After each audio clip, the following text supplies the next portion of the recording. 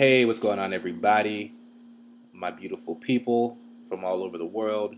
Thanks again for checking me out, and welcome to another episode of Mad Hatter Radio, reporting live from the upside down world.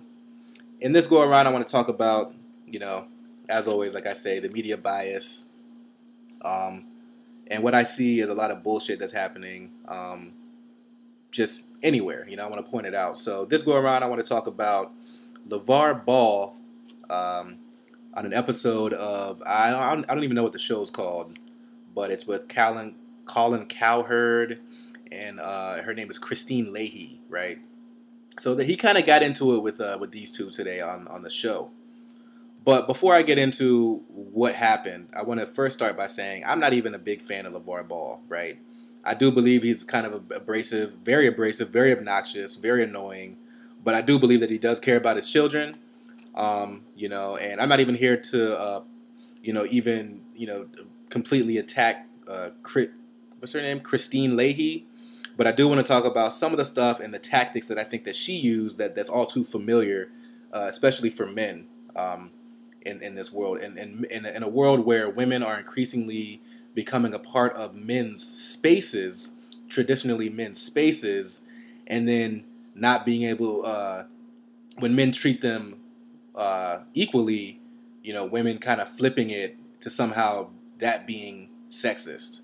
So let's talk. Excuse me. Let's talk about, before I get into what happened in this in the last show that they did. Let me talk about what Kristine Leahy was saying about LaVar Ball. So some of the things that she said in one episode was that his children are basically being forced to play basketball. She then goes on to say that Lonzo is LaVar Ball's son. Now, LaVar Ball, big part of a big baller brand. He's selling these shoes because he couldn't get these deals with some of the other big shoe companies. So now he's creating his own shoe, which I can't hate on that, really. I mean, it is ridiculous to be $500 for a shoe, but I can't knock the hustle. I can't knock a brother, getting out there and trying to make money for his and his own, So I can't hate on that. But she goes on to say that, Lonzo, which is the son, again, who's going to go to the NBA, more than likely going to be a number 1 or number 2 pick, that he looks terrified. That's what she said. And then she goes on to joke that LaVar will have to approve of women that Lonzo brings home. It's a joke, but, she's going in. And then she goes on another episode to say, in order to be a mogul, you have to play to women. And then she goes on to say, I would never wear a shirt that says Big Baller Brand. Well, why not? I looked at her account, and she says she likes rap. There's worse things that they say in rap. So the thing is, he actually does have clothes that are geared toward women. So are you telling me that if he does have clothes that gear toward women, that you wouldn't wear it?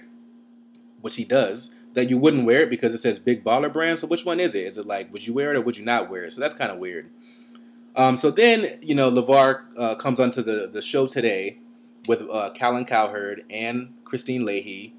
And, Cowherd's asking him about the sales. And then, he kind of didn't really get into it. He kind of gave a vague answer, like, oh, I've sold enough. And then she goes on to say, well, how many? And he points his finger at her and kind of puts up a stop sign. It's like, look, he's like, stay in your lane.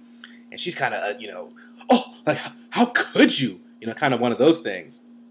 A lot of people don't get the context, though. They just see this big black guy, and they see a smaller frame white woman, and they automatically think that she's the victim immediately. And even if the guy wasn't black, because of his energy, it would still be the same thing, in my opinion.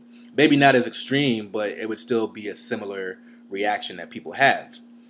And then, so she goes on. He's basically like, look, I'm not even going to look at her. I don't care what she has to say. And this is because of the things that she has said before about his family and his parenting. She took it a little bit deeper than just the shoes and the brand, right? And then she goes on to say, well, you don't respect women because he's not looking at her. And I knew that he set himself up when he did that, because it's like, dude, you can't, you got to understand, what ESPN is. It's it's very, very left-wing, and you have to be very careful how you talk to women, which I think is bullshit, because you should be able to talk to women, especially women in a traditionally man space, a space where men have been preoccupied in.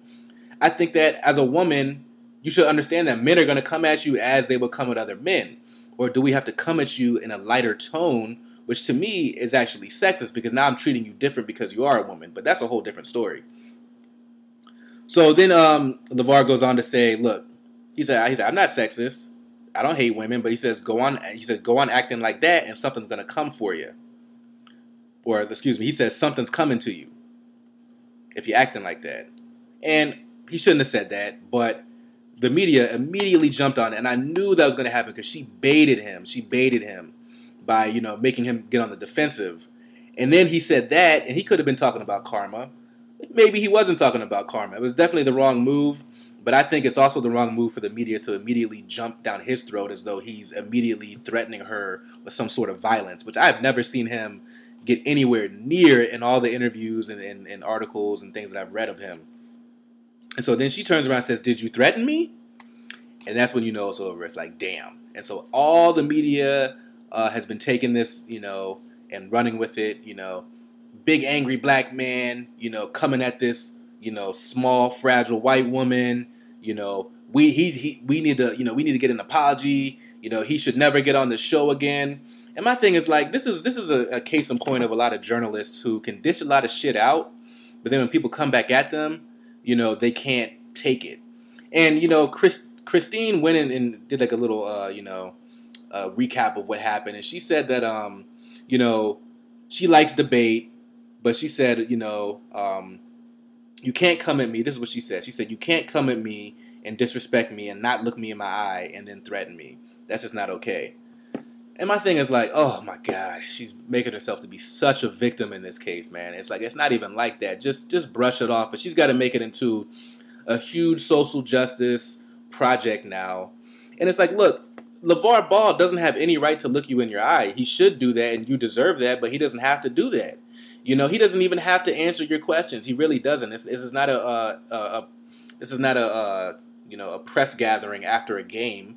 You know, he doesn't have to answer you, especially if you said those things. I think that he should. I think that he should man up and do that. I think that part of it might have been a little bit sexist, but to completely blow this up and to make it as though like he is automatically against women and he's not, and he's, you know, completely sexist in this situation. And that's the only reason that he did that was because she's a woman. And then they're going to blow this up to be like, well, this is what women struggle with in sports. I just think that this is a bad case because she went at him hard behind his back. And my thing is like, she says that she's up for debate, but if you're really up for debate, well then say those things that you said to his face. Don't just make all those jokes behind his back and come at his family like that. So that's where I want to leave that. This is getting long, but let me know what y'all think. And as always, stay woke.